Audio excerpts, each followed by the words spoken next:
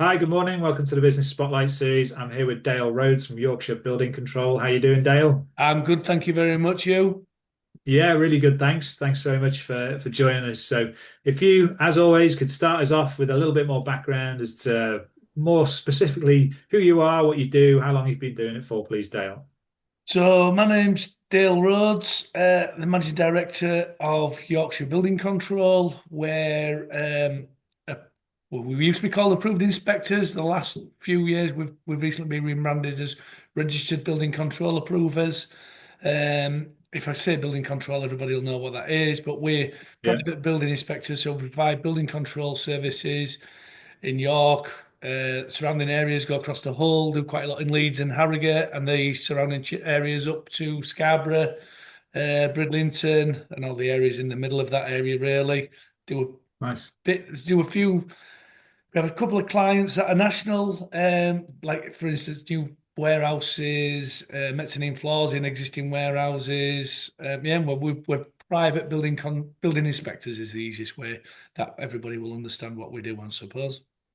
And how did you start the business? What were you doing before, and what made you start?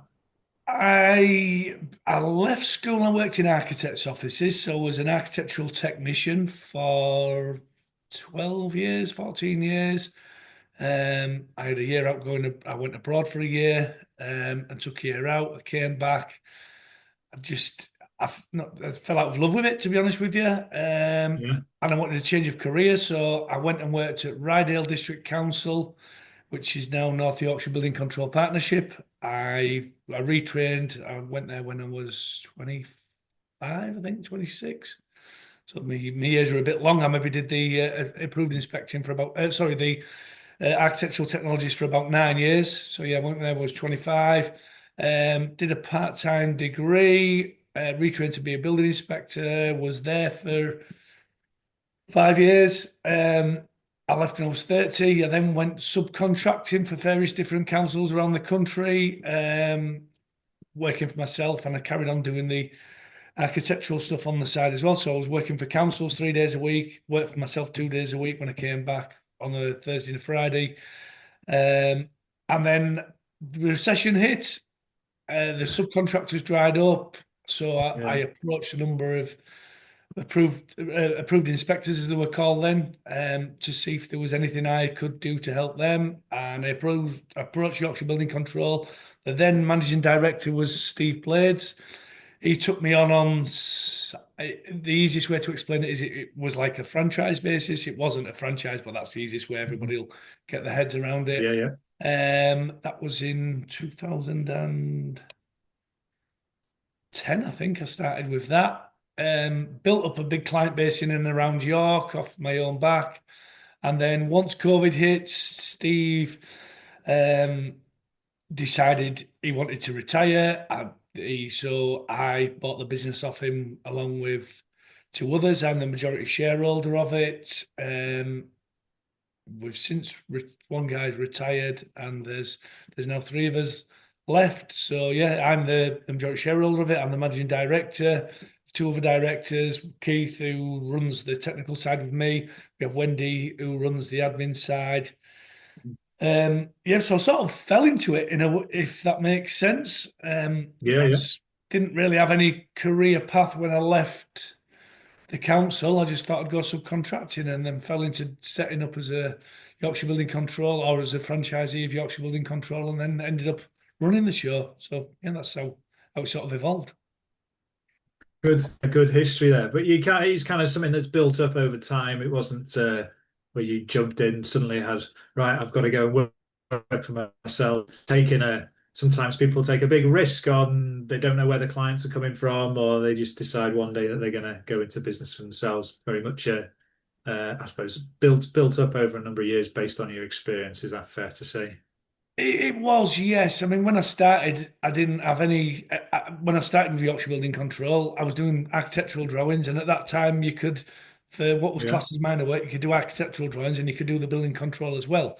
So when I did the drawings, I automatically got the building control, and I had zero clients whatsoever when I started off. I think the first year we did about 113 jobs. Second year went on to maybe 250 jobs, and it just snowballed from there. And within sort of 2 years, they had three members of staff helping us out in York, and it just snowballed. So I'd like to say it was Yeah. because we provided a good service. I don't know if we were too cheap, or I don't know. Time, yeah, And I'd say we provided a good service. I think we do. We do there we provide go. a good service. Well, that's it. You got to attract people to want to work with you. So, what is it that helps you or makes you provide a good service? Why do people come to you? We're responsive, which is very, Yeah. very unusual for a registered building control approver at this moment in time. We have we operate slightly different to the rest of the RBCAs. We split our admin and our site inspection, and we split our admin and our surveying function, let's call it. So we have a designated team in the office who were there, from 8:30 till 4:30, picking up the phones. Everybody has their own bit to do within the office, and then the surveyors are out on site doing their thing and plan checking. So we've split it. You ring up YBC, you'll always get someone on the phone. If all the phones are busy, there's a service where you'll get a ring back. Um, we go out and inspect. We do certain things via photographic evidence or video evidence once we get to know the client, but we have a heavy site presence, which people like because they like to see somebody on site and they like Sure. the second opinion of what they're doing. Um, we turn our plan checks around in a very, very reasonable time. And yeah, we're available. I think that's the big thing, where you can get hold of people in our business, which I know a lot of the other ones, a lot of the other RBCS people struggle with.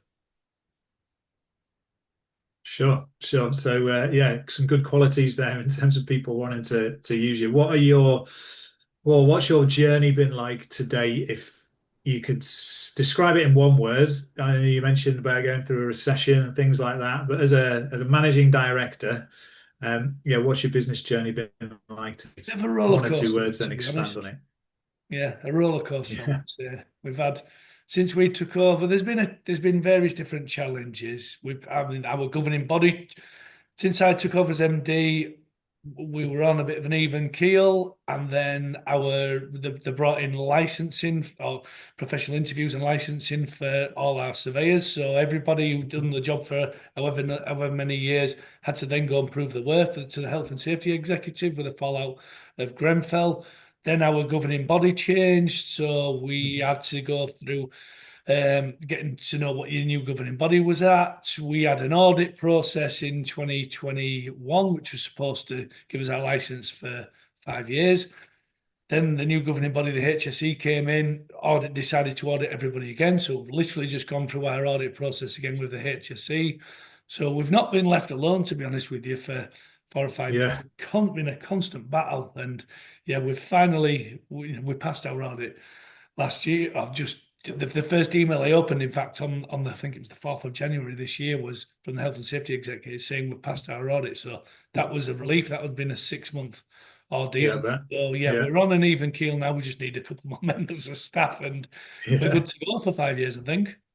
Excellent. How big's the team there? The team, there's 17 of us. So there's 9 surveyors Yeah. and 8 admin staff. Brilliant. And in terms of leading a team, what would you say is your biggest challenge or opportunity through what you do? The biggest challenge is, yeah, keeping everybody happy, I suppose. Yeah, Keep holding on to yeah, people, keeping everybody happy, making sure everybody gets along. We have a good team. We're quite a yeah. diverse team. The age ranges, it's quite a lot from the youngest to the oldest member of staff. Everybody has different interests. Mhm. Yeah, keeping everybody happy, I suppose, is the biggest challenge, and making sure, yeah, keeping everybody on board and happy. Yeah. Yeah, we hear that a lot. You know, obviously being action coach and what we do. That is, and on this series, when I speak to other business owners, you're definitely not alone in terms of finding the right people and retaining Yeah. them and yeah, keeping people happy, especially in a world of distraction these days, shall we say? Yeah, we have a There's we a have lot a of core member of staff who've been with us quite a long time, and we yeah. have a lot of new. We believe. I'm a massive believer in training people up. So taking people Mhm. from college, which we've done I think we've done that 5 times now, and bringing Yeah. them to the company and molding them into what you want. And the core staff that we have, they've been with us a long time. It seems to be the new recruits that we have that come in don't seem to last too long and disappear out. So yeah, I'm a Mhm. big believer in trying to take people from a young age and build them up into what they. Yeah.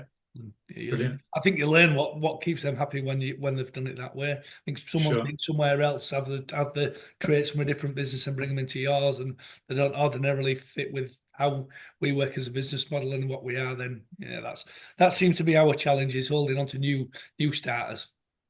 And as an industry, in terms of challenges and opportunities, you said you're set for the next 5 years. If you're kind of left alone with regards to legislation and red tape and that kind of thing. Yeah. In terms of your sector, what do you see as the challenges and opportunities ahead for you?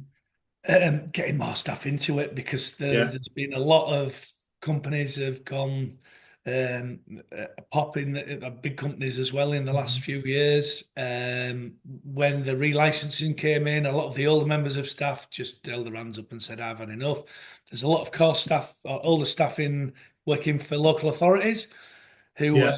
I think they're clinging on to the end to get the pensions. So it's yeah, there's a massive lack of potential employees, to be honest with you. So I think, Sure. yeah, that is, there's a massive opportunities for people out there. Anybody who wants to get into this industry, Yeah. I would advise them to do it, because yeah, there's become less people become, obviously the wages go up, and Mhm. the people are valued a lot more, aren't they? If there's less of them Yeah, about. yeah. Supply and demand, if, and especially in terms of your values driven way that you run the company of being available against competitors and things like that.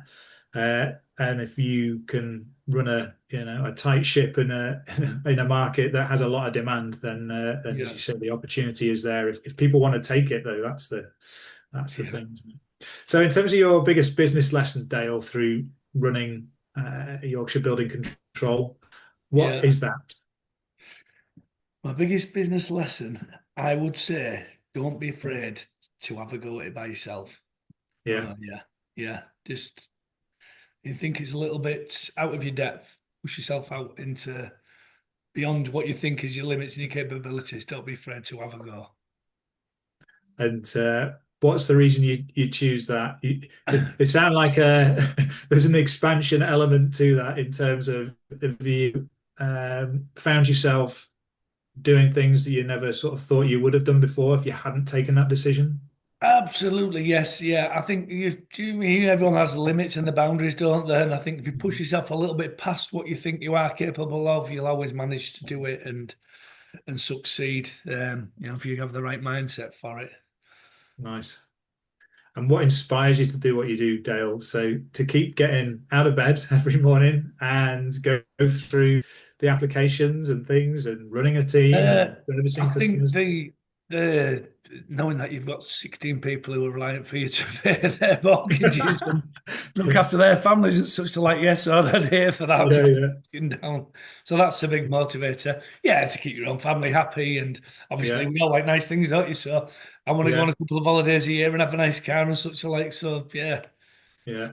other Nice, keeping everybody else happy and everyone going in the business and looking after myself as well. nice. And in terms of advice for somebody starting out in this sector, or perhaps even if you looking back on yourself at 18, with hindsight and the wisdom experience that you've got, what would Yeah. a good piece of advice be? I would say study and get your qualifications done, get your professional membership done as fast and as quick as you can, and that's going to help you with your career progression. Cool. Nice and straightforward there. Thank you very much. So, in terms of if people want to get in touch with you and find out what you do or inquire about your services more, where can they do that? You can have a look at our website, which is yorkshirebuildingcontrol.co.uk, Mhm. approvedinspector.co.uk. They can contact me via email, which is dale.rhodes@yorkshirebc.co.uk. And we have our office number is 01904 207 110. And yeah, either of those. Excellent. So if we'll put those on the copy underneath the video as well. So if people do want to get in touch with you, they can do. It's been a real pleasure talking with you, Dale. Thank you for sharing your experiences and all that you have. And I wish you, yeah, all the best for the next few years of that stability that I'm sure you will be welcome of. Thank you, Mike. Thank you very much.